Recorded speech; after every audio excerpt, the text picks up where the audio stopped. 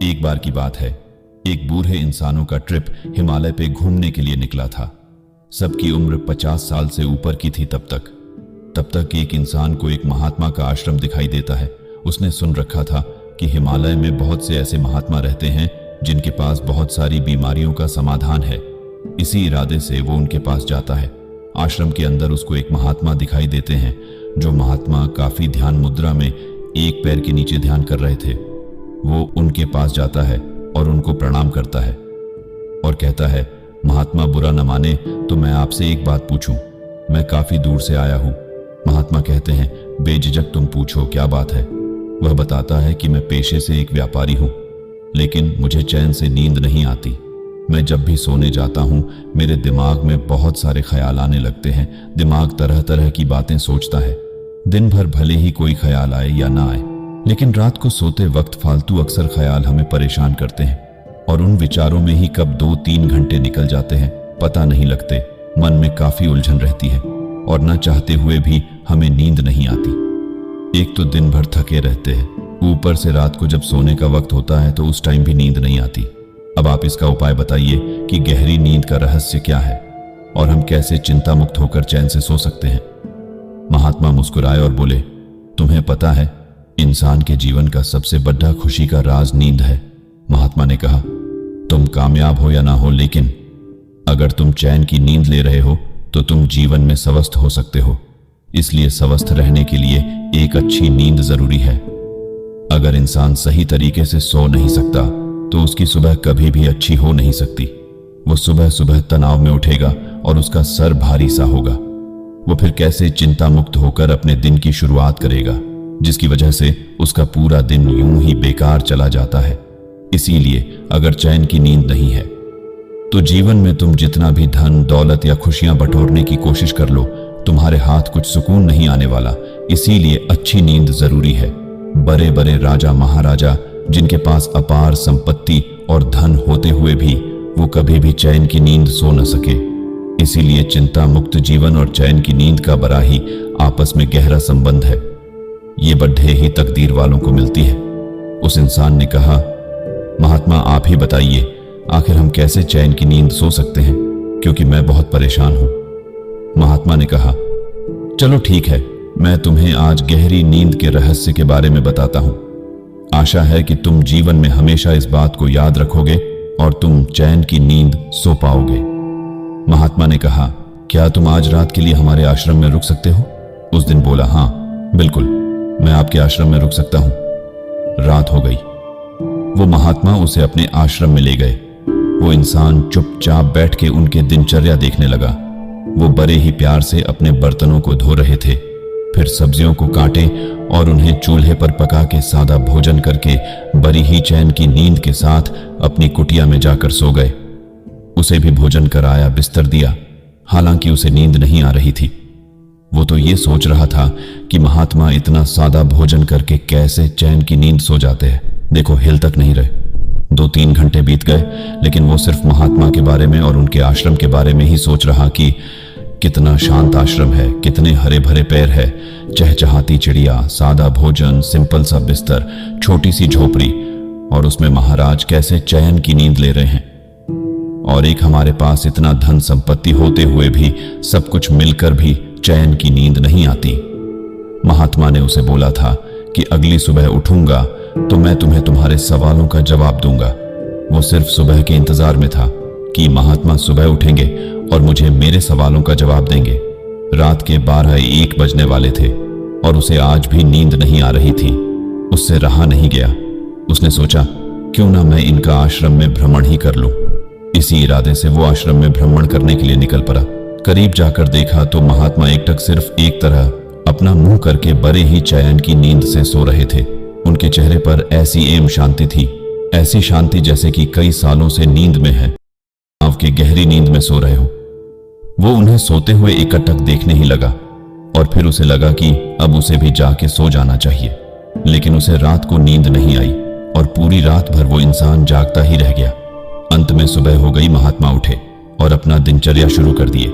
स्नान, ध्यान, पूजा पाठ सब करने के बाद थोड़ा सा नाश्ता करके जब वो फ्री हुए तो उस इंसान को भी थोड़ा सा नाश्ता परोसा और उसके पास आकर आराम से बैठ गए और मुस्कुराते हुए बोले, क्या बात है, आपको नींद नहीं आई? हमें लग रहा है कि आप रात को सोए नहीं, हमें ऐसा प्रतीत क्यों हो रहा है? उस इंसान ने बोला, आपने बिल्कुल सही समझा, मैं रात को सोया नहीं हूं। मैं रात भर बस इन्हीं सब चीजों के बारे में सोचता रह गया और मुझे नींद आई ही नहीं। महात्मा ने कहा, आप इसे खाइए, उसके बाद हम आपके सवालों का जवाब देते हैं। महात्मा ने कहा, गहरी नींद का सिर्फ एक ही रिश्ता है। महात्मा ने कहा, मैं आपको एक कहानी सुनाता हूं, आप इस कहानी को ध्यान से सुनिए।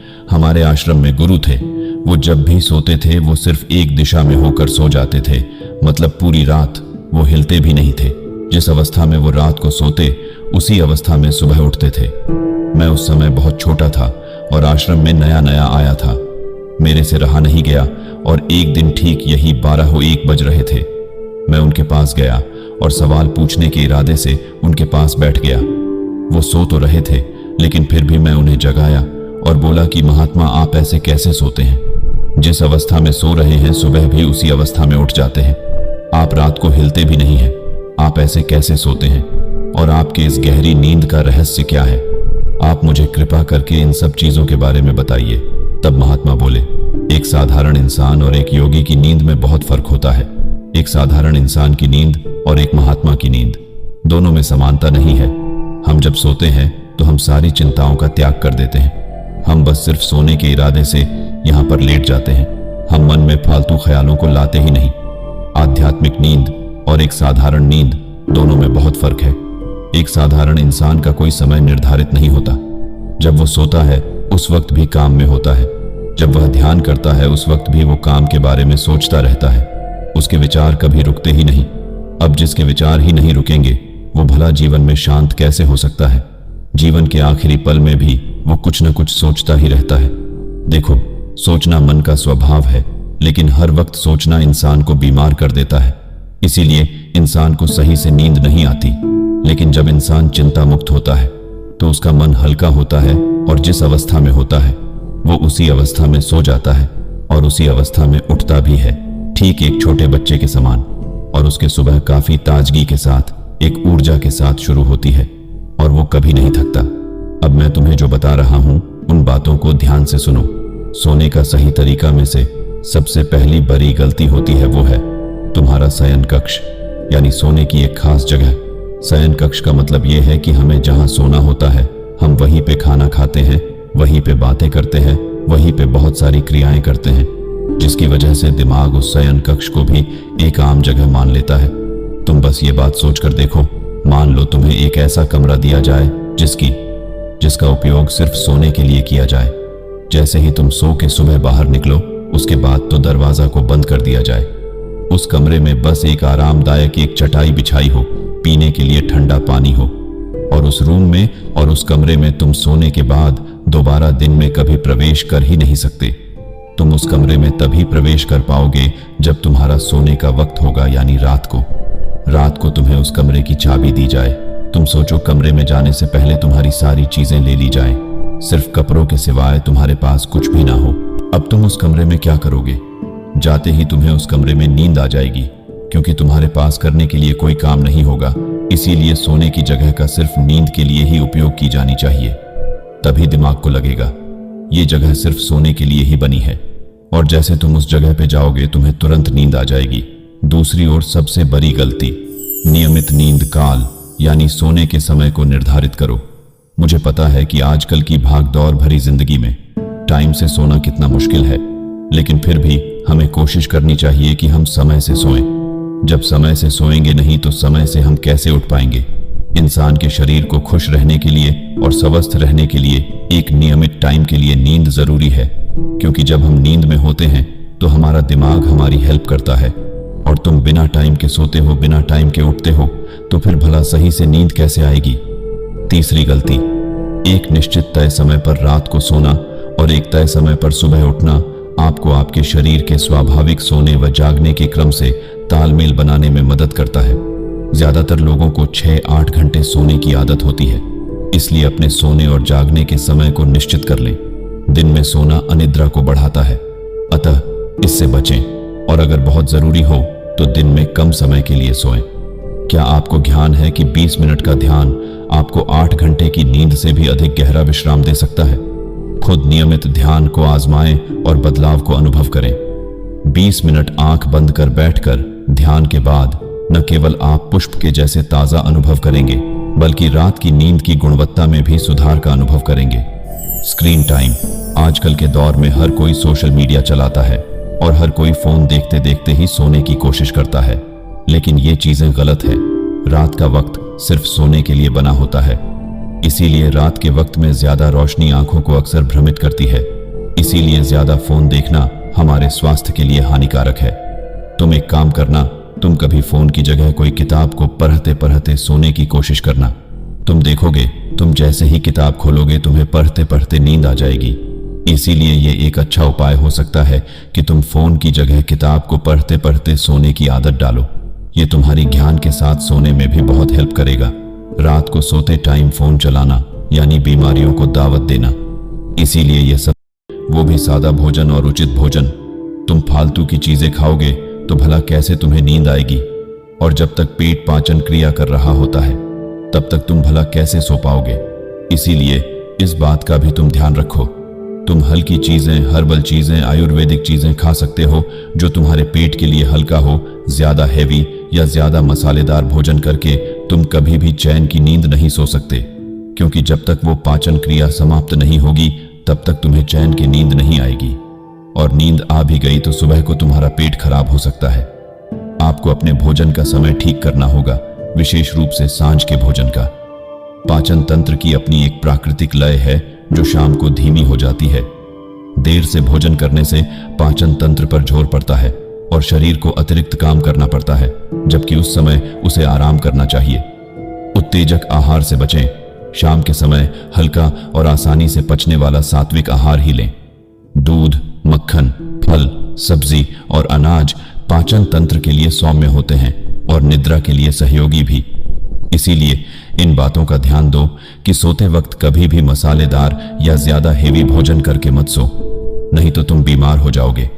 अगर तुम यह क्रिया 21 दिन तक लगातार अपना लेते हो तो तुम खुद देखोगे कि तुम्हारा दिनचर्या बदल रही है और तुम आराम की नींद ले पा रहे हो। माहौल ऐसा बनाएं जिसमें आपको आसानी से नींद आ जाए। आपके आराम करने वाले कमरे का आपके लिए शांतिपूर्ण होना चाहिए। आपके कमरे का तापमान, रोशनी और शोर सभी पूरी तरह नियंत्रित होनी चाहिए, जिससे आपके सोने के कमरे का वातावरण आपकी अच्छी नींद लेने में सहायक बने। सांस के प्रति सजगता एक अच्छी शुरुआत है। अपना समय लेते हुए सांस के प्रवाह को देखें। बैठे हुए या लेटे हुए अपनी आने व जाने वाली सांसों को ध्यान से देखें। सांस के साथ रहें और देखें कि कब वह शरीर में प्रवेश कर रही है और कब बाहर आ रही है। धीरे धीरे सांस लेने और सांस छोड़ने का समय आराम के साथ बढ़ाते जाएं। अपने मन व भावनाओं पर हो रहे प्रभावों को देखें। चीजों को जाने देना सीखें और अपनी सांस के द्वारा उत्पन्न हुए क्षेत्र में रहें। सांस का शरीर के सभी तंत्रों पर गहरा प्रभाव पड़ता है। शरीर के विभिन्न तंत्रों के प्रति सजग होना, साथ ही मन व भावनाओं के प्रति सजग होना और सभी अंत तंत्रों का संतुलन ही तनाव मुक्ति का आधार है। सांस को विश्राम के लिए प्रयोग करने से मन में बढ़ा हुआ तनाव निकलने लगता है और विचार धीमे होते जाते हैं। सभी तंत्रों पर शांतिमय होने व तालमेल बैठने का प्रभाव होता है, जो नींद को बेहतर बनाता है। वो इंसान ने महात्मा का बहुत बहुत धन्यवाद किया और अपने घर को चला गया। उसने शुरुआत में उसे दिक्कत हुई, लेकिन धीरे धीरे इन सारे गतिविधियों को अपने जीवन में उसने शामिल कर लेने से उसे सच में गहरी नींद की अनुभूति होने लगी। वाली है। एक नगर में एक वृद्ध दंपति रहते थे जिनके पास सब कुछ था। अपार धन, दौलत, शोहरत, हर एक चीज। मतलब उनकी जिंदगी में किसी भी चीज की कोई कमी नहीं थी। दरअसल वो बुजुर्ग आदमी पहले व्यापारी था। उसे व्यापार में उसे बहुत मुनाफा हुआ। उसके जीवन में कभी किसी चीज की कमी नहीं हुई थी। लेकिन अब बुढ़ापे में उसका मन बहुत अशांत रहने लगा। सब कुछ होने के बाद भी वो रात को चैन से सो नहीं पाता था। बाहर घूमने जाता तो मन में कुछ ना कुछ विचार चल रहे होते। जैसे वो विचारों में वो परेशान रहता। उसे समझ नहीं आ रहा था कि अगर वो जीवन में करें भी तो क्या करे। सब कुछ मिलने के बाद भी आखिरी मन इतना अशांत क्यों है। अब मन की शांति मिले तो कैसे मिले। आखिर मैं ऐसा क्या करूं जिससे मेरा मन शांत हो जाए। दरअसल वो बहुत लालची और कंजूस इंसान था। रात को सोते वक्त वो अपनी बुढ़िया से कहता है कि मैं अब सो नहीं पा रहा हूं, पता नहीं क्यों मेरा मन बहुत अशांत रहता है। बुढ़िया बोली, तुम भी बेवजह चिंता करते हो, इसमें चिंता वाली कोई बात नहीं। उसे बोला कि जंगल में एक महात्मा आए हुए हैं जिनके पास हर समस्या का हल है, लेकिन महात्मा सबसे नहीं मिलते। उसने सोचा कि वो महात्मा से मिलेगा, चाहे एक जो हो जाए, वो महात्मा से मिलकर अपनी समस्या का समाधान जरूर करेगा। अगले दिन में महात्मा से मिलने चल जाता है। वह महात्मा के आश्रम में जाकर देखता है कि महात्मा आम के वृक्ष के नीचे शांति से बैठे होते हैं। वो उनको ध्यान से देख रहा होता कि इतने शांत, चिंता मुक्त, बेफिक्र कोई कैसे रह सकता है। वो महात्मा की चरणों में बैठकर उनको प्रणाम किया और बोला, महात्मा, अहो भाग्य, आखिर मुझे आपके दर्शन हुए। महात्मा ने बोला, बताओ तुम्हें खाने में क्या पसंद है? उसने कहा, मुझे आम खाना बहुत पसंद है। महात्मा ने उसे मीठे आम खाने को दिए। दरअसल वो आम इतनी स्वादिष्ट थे कि वो आदमी उनको खा के मंत्रमुग्ध हो गया। बोला, मैंने अपने जीवन में बहुत से आम खाए हैं, लेकिन इतना मीठा मैंने आज तक नहीं खाया। क्या आप मुझे बता सकते हैं कि यह आम का वृक्ष कहाँ मिलेंगे? मैं इसे अपने बगीचे में लगाना चाहता हूँ। महात्मा मुस्कुराए और कुछ भी नहीं बोले, बस उससे पूछा, तुम बताओ तुम्हारे आने का तात्पर्य क्या है? तुम यहाँ क्यों आए हो? उसने कहा, दरअसल मेरे पास सब कुछ है, धन दौलत, अपार संपत्ति, हर एक चीज जो मुझे चाहिए मैंने सब कुछ कमाया है, लेकिन उसके बाद भी मेरा मन बहुत अशांत रहता है। हर समय चिंताएं घेरी रहती हैं। बूढ़े बुजुर्ग ने भारी मन से कहा, महात्मा जी, मैंने अपने जीवन में बहुत कुछ देखा और अनुभव किया है। मैंने अपने जीवन की सभी इच्छाएं पूरी कर ली हैं, लेकिन मेरे मन में अभी भी शांति नहीं है। मैं अपने जीवन के अंत में शांति चाहता हूं, लेकिन मुझे समझ में नहीं आ रहा है कि कैसे पाऊं। महात्मा ने ध्यान से सुना और फिर बोले, प्रिय मित्र, शांति एक ऐसी चीज है जो बाहरी चीजों में नहीं मिलती। यह हमारे अंदर ही है, लेकिन इसे खोजने के लिए हमें अपने मन को शांत करना पड़ता है। मैं तुम्हें कुछ सरल उपाय बताऊंगा जिन्हें अपनाकर तुम अपने मन को शांत कर सकते हो। महात्मा ने बूढ़े बुजुर्ग को ध्यान, योग, प्रकृति में समय बिताने, संगीत सुनने, सकारात्मक सोच, स्वस्थ आहार, नियमित व्यायाम, अच्छी नींद, प्राणायाम और समाज सेवा के बारे में विस्तार से समझाया। बूढ़े बुजुर्ग ने महात्मा के प्रत्येक शब्द को ध्यानपूर्वक सुना और उन्हें अपने जीवन में अपनाने का संकल्प लिया। कुछ दिनों बाद बूढ़े बुजुर्ग फिर से महात्मा के पास आए, लेकिन वह अब भी बहुत परेशान और उदास था। महात्मा को महसूस हो गया इसके जीवन में कोई परिवर्तन नहीं आया। उसने महात्मा से कहा, महात्मा का अब इस समस्या का हल नहीं है, इसलिए मैं अंत में थक करके मैं आपके पास आया हूं कि अब आप ही कोई इस समस्या का हल दे सकते हैं। महात्मा बोले, जरूर, इससे पहले तुम जाओ, तालाब में हाथ मुंह धोकर फिर मेरे पास आओ। वो इंसान जाता है और तालाब में हाथ मुंह धो के आता है और महात्मा के पास बैठ जाता है, लेकिन वह देखता है तो उसने कीमती वॉच पहनी थी जो तालाब में गिर गई रहती है। अब उसे चिंता हो जाता है। वो कहता है, महात्मा, मेरी वॉच कहीं तालाब में गुम हो गई, कृपा करके आप उसे ढूंढने की कृपा करें, मैं बहुत परेशान हूं। महात्मा उसे बताते हैं कि तुम्हारी हर समस्या का हल तुम्हें आज मिल जाएगा। वो कहा, नहीं, पहले मुझे मेरी वॉच चाहिए। वॉच के गुम हो जाने से इतना परेशान हो गया कि अपना मानसिक संतुलन खो बैठा और फालतू की हरकतें करने लगा। उसने कहा, महात्मा, यह जरूरत तुम्हारी कोई चाल है, तुम अपने शिष्यों से कह के मेरी वॉच को दिलवाओ। वॉच के लिए इतना परेशान हो गया जैसे मानो कि बस। तब महात्मा ने कहा, तुम्हारी वॉच मिल जाएगी, तुम परेशान न मत हो। महात्मा बिल्कुल शांत और चुपचाप बैठे हुए थे। उसने कहा, यह चमत्कार कैसा है? इतना सब होने के बाद भी आप चुपचाप कैसे बैठे हो? मैं आपको अपशब्द कह रहा हूं, आपका अपमान कर रहा हूं, आपकी बेइज्जती कर रहा हूं, लेकिन ये सब सुनने के बाद भी आप मुस्कुरा रहे हैं। क्या आपको कभी गुस्सा नहीं आता? आपको चिंता नहीं होती? आपको कभी घबराते नहीं देखा? आपका मन आखिर इतना शांत कैसे है? महात्मा ने बोला, दरअसल मेरा मन शांत नहीं है। मैं जिसे आम के वृक्ष के नीचे बैठा हूं, यह वृक्ष ही बहुत दिव्य है। उसने कहा, यह वृक्ष दिव्य है। क्या मतलब? मैं इस वृक्ष के नीचे बैठा हूं। इस वृक्ष में इतनी शक्ति है कि जो भी यहां पे बैठ जाता है उसका मन ऐसे ही शांत हो जाता है। लेकिन यहां बैठना सबके बस की बात नहीं। यहां बैठने के लिए बहुत ही ध्यान, तप और साधना करनी पड़ती है। उसने कहा, अच्छा तो ये बात है। वॉच के गम हो जाने से उसका मन बहुत और परेशान हो गया। इसीलिए उसने महात्मा की बात नहीं सुनी और महात्मा का धन्यवाद करके वहां से चला गया और बोला, मैं अगले दिन आऊंगा और अपनी समस्या का समाधान ढूंढ लूंगा। अभी वॉच के चले जाने से मैं बहुत परेशान हूं। इसीलिए आप जो भी बताएंगे मैं उन बातों को सुन नहीं पाऊंगा और ना ही उस पर अमल कर पाऊंगा। इसीलिए मैं अगले दिन आता हूं। बूढ़ा व्यक्ति घर चला जाता है और रात भर उस वॉच के बारे में सोचता है कि यार, मेरी इतनी कीमती वॉच थी, कितनी मेहनत से मैंने उसे खरीदी थी, वो कैसे पानी में गिर गई। आधी रात उसके यही सोचते हैं बीत गया कि आखिर वो वॉच अब उसे कैसे मिलेंगे। आधी रात के बाद उसके मन में ख्याल आया, अगर वो महात्मा इतना सब सुनने के बाद बिल्कुल शांत और चुप कैसे बैठा था। ये सब उस वृक्ष का कमाल है।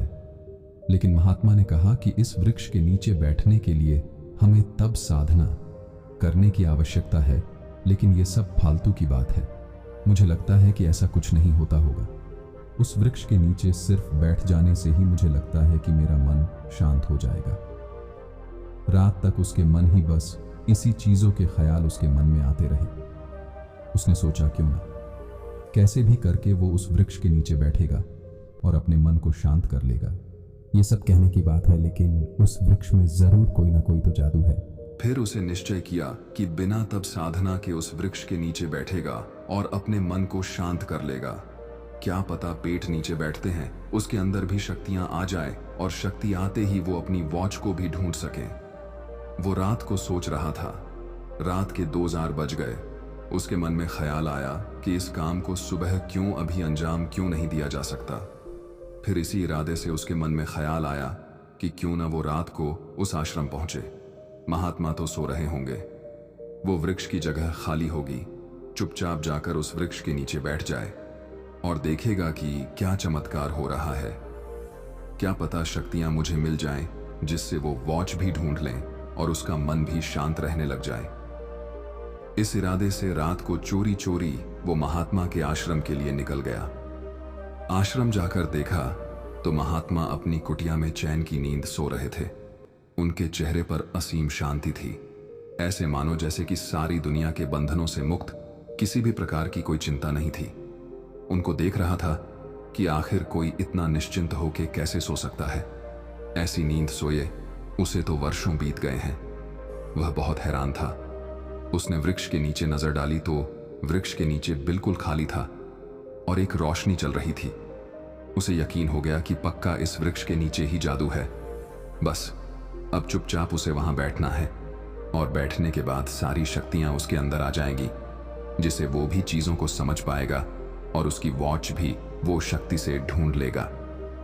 यही सोच के उस वृक्ष के नीचे जाकर चुपचाप बैठ गया और ध्यान करने की कोशिश करने लगा। लेकिन कुछ भी नहीं हुआ और धीरे धीरे सुबह होने वाली थी। वो चुपके से उठ के भाग गया और जाकर अपने घर पर सो गया। वो भी सो नहीं पाया। उसे तो लगा था कि उसके साथ चमत्कार होगा, उसके अंदर शक्ति आएंगी। अब वो भी अपने मन के हिसाब से रह पाएगा और उसका मन शांत हो जाएगा और वो वॉच भी ढूंढ लेगा। लेकिन सुबह उसके अंदर कोई भी परिवर्तन नहीं आया। वो वैसे का वैसे ही था। अब वहीं थके हरे नींद में फिर महात्मा के पास जाता है और हाथ जोड़कर उनसे विनती करता है, हे महात्मा, अब आप कृपा करें, मेरा कोई सहारा नहीं है। अब आप ही मुझे संशय से समस्या का हल दे सकते हैं। महात्मा ने कहा, क्या बात है, तुम मुझे बताओ। उसने कहा, मुझे बस इतना बता दीजिए, क्या आप इतना शांत कैसे रहते हैं? आपका मन कभी परेशान क्यों नहीं होता? आप चिंता में क्यों नहीं डूबते? एक बार एक किसान का बेटा था। एक बार उस किसान के घर में एक बेटे का जन्म हुआ। किसान बहुत ही गरीब था और वह दोनों भाई साथ में रहा करते थे। धीरे धीरे बच्चा बड़ा हुआ, लेकिन उसके पास खाने पीने के संसाधन नहीं थे। उसका बाप जंगल में लकड़ी काट कर जीवन गुजारता था। एक समय वह लकड़ी काटने के लिए जंगल में गया और उसका पैर फिसल गया और वह वहीं गिर गया उसे चोट लगी और उसके पिता का वहीं देहांत हो गया। पिता के चले जाने से माँ और बेटा अनाथ हो गए। उनका कोई सहारा नहीं था, लेकिन जो चाचा थे वे उनकी देखभाल करते थे और उन्हें खाने पीने को देते थे। लेकिन वे भी बोले कि कितने दिन करें, क्योंकि उनका भी एक परिवार था और अब गरीबी से उनकी हालत बहुत बुरी हो गई थी। एक समय एक महात्मा उस कुटिया में कुछ पानी मांगने के लिए आए।